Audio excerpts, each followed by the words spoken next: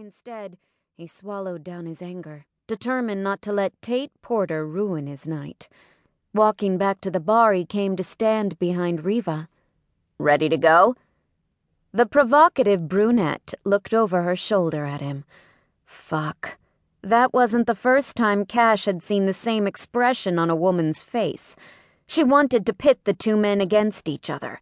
Cash had been in this position too many times to become involved in a fight over a woman. Cutting his loss, he was about to turn away when Tate's voice had him pausing. "Smart move, Cash. Run while you have the chance." Tate goaded. "I'm not running.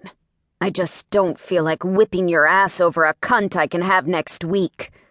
Riva's angry gasp was ignored as Tate straightened from the bar. "You couldn't whip my ass with 6 of those pussies you ride with helping you."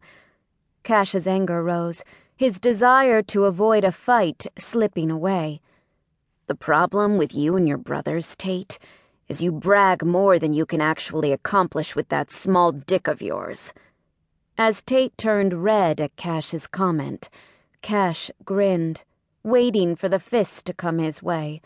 Surprisingly, Tate only grinned back.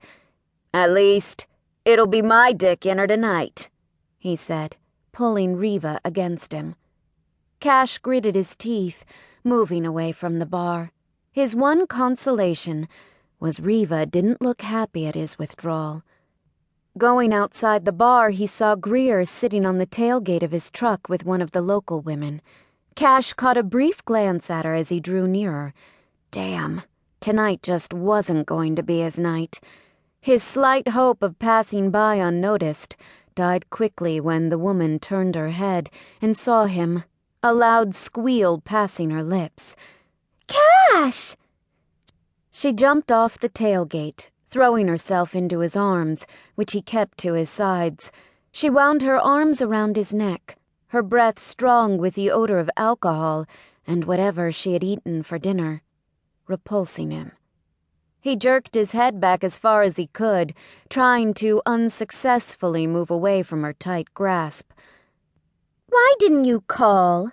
If I'd have known you were going to be here, I would have met you." "I was meeting a friend, Diane." Greer's face was reddening with fury. All of the Porter brothers were hotheads, but Greer's temper was the worst. Cash tried again to break Diane's hold. "Let's go inside and get a drink." "I was leaving." Cash refused her invitation. She pouted, attempting to pull his head down to hers. "What the fuck, Diane? You came here with me." When Greer stood up, pulling her away from him, Cash was actually grateful to the asshole for the first time in his life. "Come on, Greer, loosen up. We could all 3 have a good time," Diane said suggestively, looking back and forth between the two men. "That's not going to happen," Greer snapped. "No, it isn't," Cash thought while attempting to leave. He was 2 steps away from his bike, ready to head home to the club. He was going to be a better man and remember the Porter brothers were the ones who had saved Lily's life. The club owed them a favor. However, Greer had to open his mouth.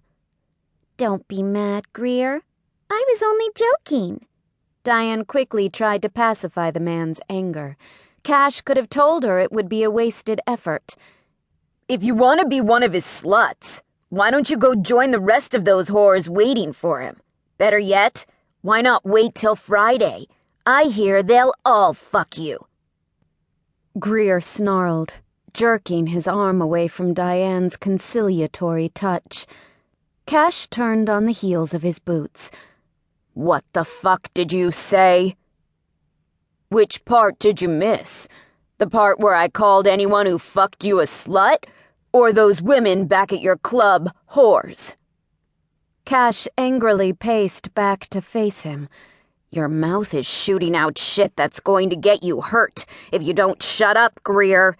The only reason I'm not already beating the shit out of you is because you're drunk as hell, and we owe you for saving Lily. Because you pussies can't do anything but fuck." Greer